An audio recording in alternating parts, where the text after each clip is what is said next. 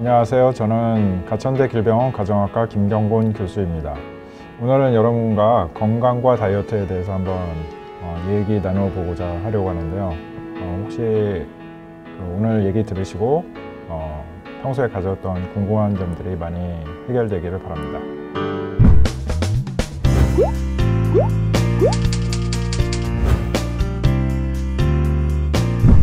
스트레스를 받으셨을 때 먹는 거, 특히 굉장히 달달한 음식을 먹으면은 이렇게 기분이 좋아지는 걸 느끼시는 분들이 많을 거예요. 근데 이런 거는 개인적인 경험이 아니라 굉장히 과학적으로도 많이 입증이 된 사실입니다. 특히 이제 비만한 경우에는 우리 뇌 안에 여러 가지 이제 좋은 일을 했을 때, 내 몸에 좋은 일을 했을 때 기분이 좋아지는 그런 거를 담당하는 신경 전달 물질이 있습니다. 그래서 이제 특히 도파민이라고 불리는 물질이 아주 대표적인데요.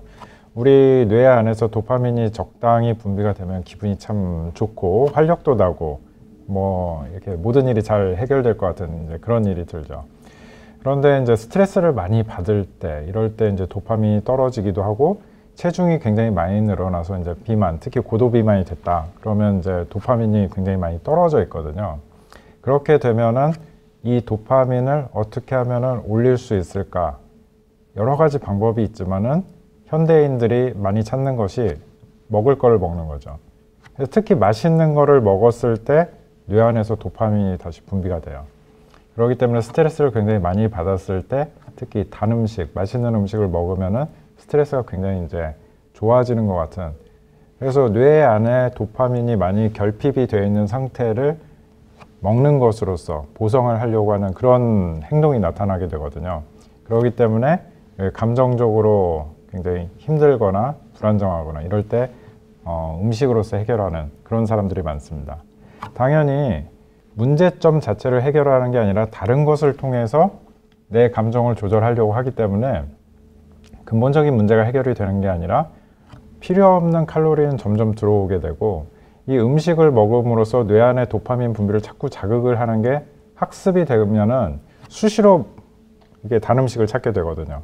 그렇게 되다 보면은 우리가 흔히 말하는 그런 탄수화물 중독, 이렇게 당이 굉장히 많은, 단순당이 굉장히 많은 단 음식에 대해서 이제 중독이 나타나게 되고, 결국은 체중이 더 늘어나고 당뇨병 아니면은 이제 고지혈증, 심혈관 질환 이런 쪽으로 이어지게 되기 때문에 굉장히 좋지 않은 생활 습관이라고 할 수 있습니다.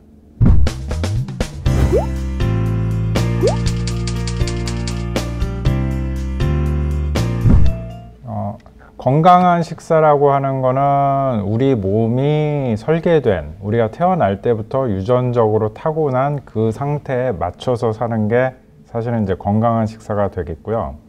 그렇지 않고 이제 다른 이유를 통해서 음식을 먹게 되는 게 이제 결국은 이제 건강하지 않은 식사로 이어지게 되는데, 감정적 식사는 금방 말씀드렸던 그런 뇌 안에 우리 신경 전달 물질이 매우 부족하거나 불균형이 났을 때 그걸 이제 음식으로 해결하려고 하는 이제 그런 행태가 나타나는 거죠. 그래서 가장 좋은 거는 우리 몸은 음식을 먹을 수 있을 때 한 번에 딱 먹고, 그 먹었던 음식을 소화 과정을 통해서 간에서 우리가 이제 갖다 쓸 수 있는 그런 이제 손쉬운 형태의 저장소로 이제 이용을 하게끔 해서 음식을 먹을 때 섭취한 거를 나중에 음식을 안 먹을 때 이제 끄집어다 쓰는 그런 형태로 우리 몸이 이루어져 있거든요. 그래서 규칙적으로 이렇게 음식을 딱 먹고 몇 시간 동안에는 간에 저장되어 있던 걸 끌어다 쓰고, 다시 이제 그것이 다 떨어졌을 때 다시 음식을 먹고, 그런 패턴이 이제 반복되는 게 좋습니다. 그래서 아침, 점심, 저녁 하루 3끼를 규칙적으로 여러 가지 음식을 이제 복합적으로 먹는 게 가장 좋고요. 스트레스를 받을 때 자꾸 뭔가 이제 중간중간에 먹기 시작한다 그러면은 하루에 먹는 횟수가 굉장히 늘어나요. 그렇게 되면은 특히 이제 일하는 환경이나 아니면 이제 집안에서 손쉽게 먹을 수 있는 음식, 특히 단순당이 굉장히 많이 들어있는 그런 음식들이 많이 있으면은 처음에 한두 번 먹게 되다가 먹어서 기분도 좋아지고 괜찮네 그러면 계속 끊임없이 먹게 되죠. 그렇게 되다 보면은 결국은 이제 비만으로 이어지고 비만 합병증이 발생하게 됩니다.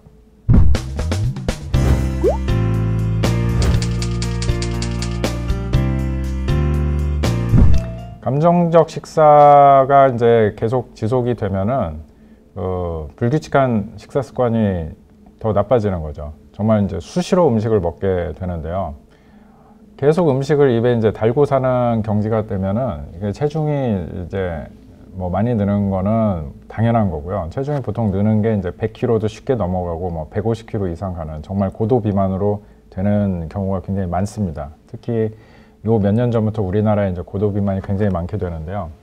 고도 비만이 되면은 일단은 그 흔히 발생하는 잘 알려진 합병증으로는 고혈압이나 고지혈증, 그 다음에 이제 제2형 당뇨병이 가장 문제가 되고요. 그거 외에도 체중이 어느 한계를 벗어나면은 우리 몸에서 버틸 수 있는 한계를 넘어가기 때문에 특히 우리 체중의 하중을 많이 받는 무릎 관절이나 고관절 이런 관절에 문제가 생기거든요. 그래서 이제 골관절염이 생기기 때문에 여기저기 통증이 발생을 하는 거죠. 그 다음에 이 살이 공기가 지나가는 우리 숨길에도 살이 쪄가지고 비만이 되기 때문에 이 공기가 지나가는 길이 좁아지게 돼요. 그래서 누워서 잠을 자려고 하면은 쉽게 숨길이 막혀버리거든요. 그래서 이제 잠을 깊이 자지 못하고 중간중간에 자꾸 깨게 되는 수면 무호흡증이 이제 발생을 합니다. 수면 무호흡증 같은 거는 그거 자체가 또 이제 고혈압을 악화시키기도 하고요. 고혈압이나 당뇨병, 고지혈증이나 수면 무호흡증 이런 것들은 다 서로 연관돼서 결국은 심근경색이나 협심증 아니면 뇌졸중으로 이어지는 문제점이 있습니다. 비만하게 되면은 이 지방세포에서 여러 가지 나쁜 물질들을 분비를 하고 그다음에 우리 몸의 호르몬 균형을 이제 바꾸게 되거든요. 그래서 일부 암들, 특히 이제 대표적으로 이제 자궁내막암이나 이제 대장암, 유방암 이런 것들이 이제 많이 발생하게 되는 문제가 있습니다. 또 간 수치도 굉장히 많이 올라가고 술을 많이 먹지도 않는데 결국에는 간경화까지 가게 되는 그런 문제가 또 생기거든요. 그래서 이런 그 규칙적이지 않은 식사, 불규칙하고 내가 스트레스 받을 때 자꾸 먹게 되는, 먹는 것으로서 스트레스를 해소하는 그런 감정적 식사를 계속 하신다면은 당장은 좋을지 모르지만 건강에 굉장히 안 좋은 영향이 있다. 이걸 꼭 아셔야 합니다.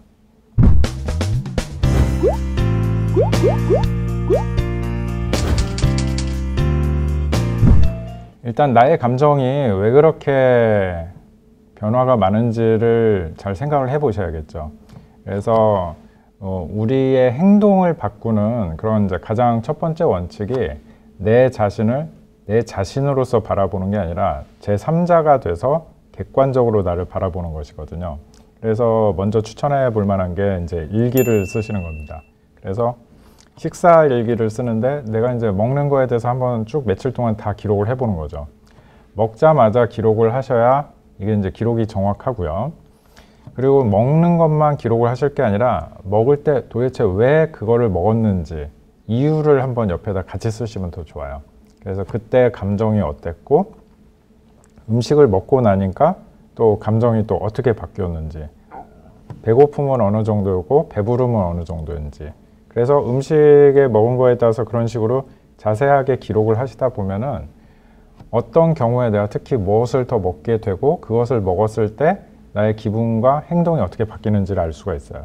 그래서 먼저 이제 그런 나를 알아가는 과정부터 먼저 해 보시고요. 그러다 보면은 이제 스트레스 원인이 뭔지를 알 수가 있는 거죠. 그래서 이걸 먹는 걸로 해결했던 그런 원인이 무엇이었는가? 그럼 과연 그 원인 자체를 해결을 할 수 있는가? 그래서 원인 자체를 해결을 할 수 있다면 원인 자체를 고치셔야 합니다. 그래서 그런 것들은 사실은 의학의 문제를 벗어나는 경우가 많기 때문에 스스로 이제 많이 해결을 해 보셔야 하는데요.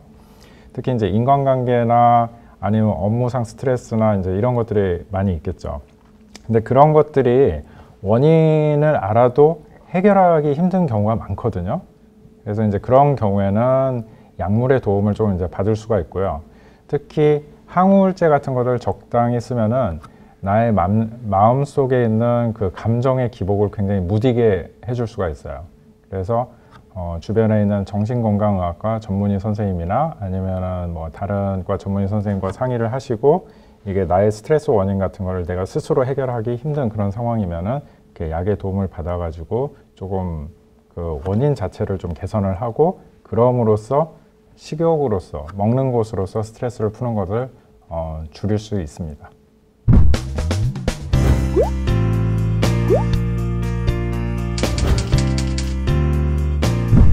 비만이 건강상에 많은 문제를 일으키고 있지만은 그렇게 되기 전 단계에서도 나의 체중을 걱정하고 내가 비만이 되는 것을 염려하시는 분들이 굉장히 많습니다. 그런 경우에 그러면 나의 목표가 뭔지를 먼저 생각해 보실 필요가 있어요. 과연 내가 바라는 체중이 얼마인가? 내가 바라는 체중이 60kg다. 그랬을 때 먼저 생각하셔야 하는 거는 내가 60kg에 맞는 생활을 하려면 어떻게 생활을 해야 할까? 특히 먹는 것은 하루에 어느 정도 먹고 활동은 어느 정도 하는 게 좋을까? 예전에 60kg일 때에 생각을 해보셔야 돼요. 그래서 그 당시에 했던 거를 내가 지금 다시 꾸준히 할 수 있다고 하면은 그 체중에 결국은 도달을 하고 유지를 할 수가 있습니다. 그런데 생활 습관을 그렇게 바꾸려 하지 않고 다른 방법, 자꾸 이제 뭐 약물이나 뭐 그 외 기타 다른 방법을 쓰거나 아니면 이제 잠시 다이어트를 심하게 해서 체중을 빼고 싶다 그러면은 그 지점까지 갈 수는 있어요. 보통 갈 수는 있는데 갔다가 다시 돌아오게 되는 거죠. 하지만 우리의 목적은 그런 게 아닙니다. 그래서 음식을 많이 먹는 이유가 나의 스트레스 원인이라고 하면은 내 생활 습관 자체를 스트레스를 받았을 때 안 먹는 방법, 이걸 먹는 것으로 해결을 하지 않고 원인 자체를 해결을 하거나 명상을 하거나 취미 생활을 하거나 그런 것을 통해서 이 스트레스 자체를 조절해보는 그런 이제 생활 습관 자체를 바꿔야 하는 거죠. 그래서 궁극적으로 건강한 몸을 유지를 하고 적당한 체중을 유지를 하시기를 바란다고 하면은 일단은 내가 그 목표에 다다를 수 있는 생활 습관을 계속 할 수 있는지 그거부터 생각을 해 보시고요. 그게 너무 힘들 것 같다고 하면은 목표를 조금 낮추셔도 돼요. 초기 체중의 5 내지 10% 정도, 예를 들어서 내가 현재 80kg다 그러면은 4kg에서 8kg만 빼더라도 콜레스테롤이나 혈압이나 혈당 조절이 훨씬 좋아집니다. 그리고 무릎 아픈 것도 훨씬 괜찮아지죠. 그래서 일단은 한 번에 욕심을 부리지 마시고 한 번 어느 정도 감량을 한 다음에 그걸 어떻게든지 유지를 하시고 몇 달 유지를 하시면은 다시 몸에서 체중 감량을 할 준비가 됩니다. 그때 또다시 체중이 내려갈 수 있으니까 적당한 목적과 그다음에 거기에 맞는 생활 습관 유지, 이것이 우리 체중 조절의 가장 핵심 키라는 것, 이것을 말씀드리면서 오늘 말씀은 이것으로 마치겠습니다. 네, 경청해 주셔서 감사합니다.